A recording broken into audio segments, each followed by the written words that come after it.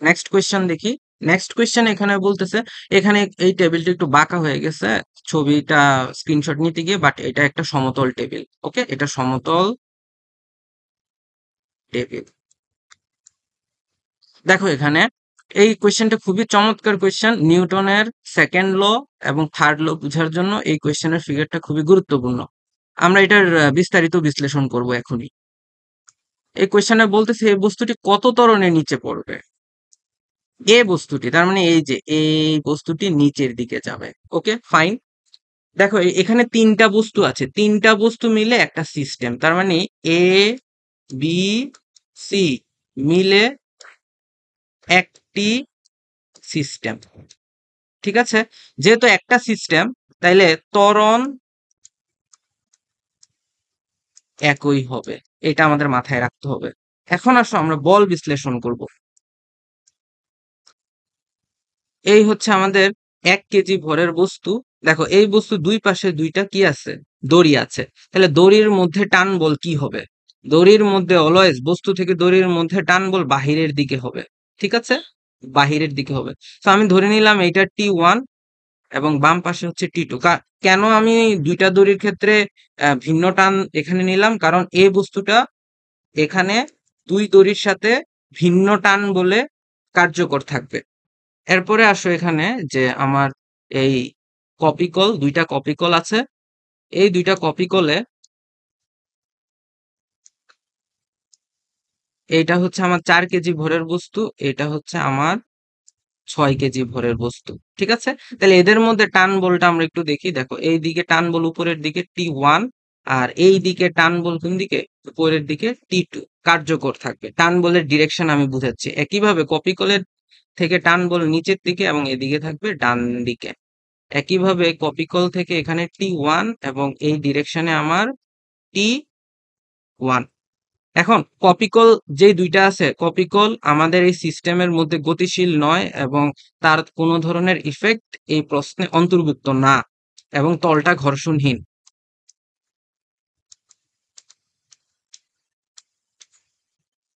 ঠিক আছে, আমরা এখন হচ্ছে এই বস্তুদ্বয়ের মধ্যে বলের যত ধরনের হিসাব নিকাশ আছে ওইগুলো আমরা করব। তো সর্বপ্রথম আমরা হচ্ছে এই 6 কেজি বস্তু উপরে করব। আমরা আরেকটু বুঝে নেই যে ত্বরণ কোন দিকে ক্রিয়াশীল থাকবে। 1 কেজি ভরের বস্তু, এইখানে হচ্ছে আমার 4 কেজি ভরের বস্তু, এবং এইখানে হচ্ছে আমার 6 কেজি ভরের বস্তু। তাইলে এদেরকে যদি আমি দড়ি দ্বারা কানেক্ট করি,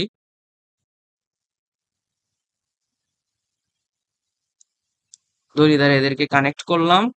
সো দড়ি দ্বারা কানেক্ট করলে এই হচ্ছে নিচের দিকে যাচ্ছে, 1 কেজি ভরের বস্তুটা ডান দিকে যাচ্ছে, এই 4 কেজি ভরের বস্তুটা উপরের দিকে উঠতেছে। তার মানে সবগুলা বস্তু একই ত্বরণে উপরে উঠবে নিচে নামবে। তার মানে এই বস্তুটা 1 কেজি ভরের বস্তুটা ডান দিকে যাবে। ঠিক আছে, তাহলে আমরা বল বিশ্লেষণ করব 6 কেজির জন্য। 6 কেজির বল বিশ্লেষণ করব। তাহলে 6 কেজির বল বিশ্লেষণের দিকে আমরা একটু তাকাই। যে নিচের দিকে কাজ করতেছে ওজন 6G, উপরের দিকে কাজ করতেছে কে, টান বল কত, T1। ঠিক আছে, T1, T1 ফাইন। তাইলে বস্তু কোন দিকে গতিশীল, নিচের দিকে। তাইলে এই 6 কেজি ভরের জন্য আমি যদি গতির সমীকরণ লিখি, গতির সমীকরণ। সো আমরা লব্ধি বল বিবেচনা করব। লব্ধি বল কি, বস্তু যেই বলের কারণে যেই দিকে গতিশীল, মানে যেই দিকে গতিশীল ওই দিকে গতিশীল হতে যত বল দরকার হচ্ছে সেটাই লব্ধি বল। তাহলে দেখো টান বল উপরের দিকে, ওজন নিচের দিকে। তাহলে কোন দিকের বলটা বেশি, নিচের দিকের বলটা বেশি। তাহলে সেই ক্ষেত্রে আমরা লিখতে পারি 6G minus T1 is equal two 6A। এটা আমাদের 1 নং সমীকরণ। এরপরে আসো আমরা 2 নাম্বার বস্তুর জন্য বের করি। তার মানে আমরা 1 কেজি ভরের বস্তুর জন্য এখানে বের করব। দেখো এখানে T1, এখানে T2, এবং সে ডান দিকে এই ত্বরণে যাচ্ছে। তাহলে 1 কেজি ভরের বস্তুর গতির সমীকরণ কি হবে? এখানে কোন দিকের বলটা বেশি, T1 অবশ্যই বড়। T1 is greater than T2, তাহলে আমরা এখানে লিখতে পারি T1 minus T2 is equal to 1 into A, মানে ma কে আমরা এভাবে লিখলাম। এটা 2 নং সমীকরণ। এখন আমরা আসি যে 4 কেজি ভরের বস্তুর উপরে, 4 কেজি ভরের উপরের দিকে T2 আর নিচে কি 4G। তাহলে 4 কেজি ভরের জন্য, 4 কেজি ভরের বস্তুর জন্য আমরা কি লিখতে পারি? আমরা লিখতে পারবো এখানে দেখো উপরের দিকে গতিশীল, তাই না? তার মানে T2 হচ্ছে বড়। T2 minus 4G is equal two 4A। এইটা 2 নং সমীকরণ। ঠিক আছে? ওকে, তাহলে আমরা 1 2 3 নং সমীকরণ যোগ করব। 1 যোগ 2 যোগ 3, এই তিনটা সমীকরণ যোগ করে দেখব এখানে আমরা ত্বরণ কিভাবে বের করতে পারি। তাহলে 1 নং সমীকরণে আমরা দেখতেছি কি 6G minus T1, 6G minus T1 is equal two 6A। 2 নং সমীকরণে আমরা দেখতেছি T1 minus T2 is equal two 1A।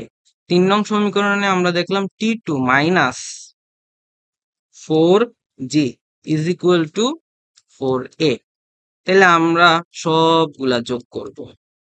তো সবগুলাতে যোগ করব, তাহলে দেখো এদিকে T1 মাইনাসের T1 প্লাসের কাটাকাটি, T2 মাইনাসের T2 প্লাসের কাটাকাটি, তাহলে 6G minus 4G equal to সবগুলো যদি যোগ করি 4 আর 6 10 11 11A। তাহলে 2G is equal to 11A, A is equal to 2G over 11। ঠিক আছে? তাহলে A is equal to 2 into 9.8 over 11 metre per second square. কেউ আবার ভুলেও বা বেশি মানে পণ্ডিতি করে সমীকরণের মধ্যে একক দিবা না। ঠিক আছে? এভাবে এগুলো হয় না। সমীকরণের ভিতরে কখনো একক দিবা না। একক ছাড়া সমীকরণ সমাধান করতে হয়, কারণ এগুলো কি, এগুলা গাণিতিক সমীকরণ। ঠিক আছে? গাণিতিক সমীকরণের ভিতরে কখনো একক ইউজ করবা না। এখন আরেকটা জিনিস আমাদের এখানে বুঝতে হবে, দেখো এইটাও একটা বল, এটাও বল, বল বলের সাথে বল যোগ বিয়োগ করে আমরা ইকুয়াল করতে পারি। বলের সাথে কখনো ত্বরণ লিখতে পারি না, যোগ করতে পারি না আর কি। ঠিক আছে? বা বিয়োগ করতে পারবো না। তাইলে এটা আমরা ক্যালকুলেশন করে পাচ্ছি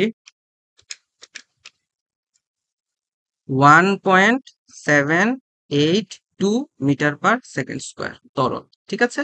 তাইলে এই ত্বরণে বস্তু কোন দিকে নামবে? নিচের দিকে। 1.782, 1.782 ত্বরণে, তার মানে এর ত্বরণ কত? এ বস্তুর ত্বরণ হচ্ছে 1.782 metre per second square ত্বরণে।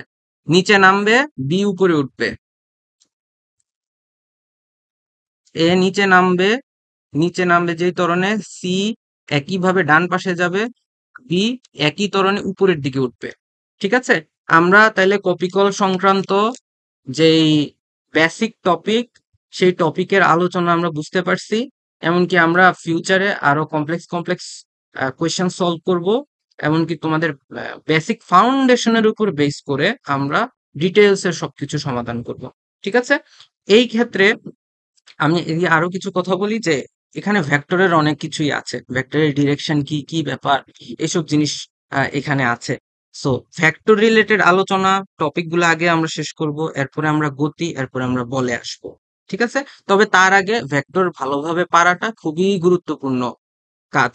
Vector যদি তুমি ভালো করে পারতে পারো, তাহলে তুমি ফিজিক্সের অন্যান্য টপিকগুলো ইজিলি তুমি দৌড়াতে পারবা। আর ভেক্টর যদি কেউ ভালো করে না পারো, তাহলে কিন্তু তুমি সামনে আগাতে পারবা না। ওকে, তাহলে আমরা আরেকটা ছোট্ট কপিকল রিলেটেড সমস্যা দেখি, যেটা একইভাবে টেবিলের উপর। সো টেবিলের উপর কপিকল, আমাদের এই কোয়েশ্চেনে হচ্ছে এখানে যে দড়ির টান বল কত এবং কপিকলের টান বল কত।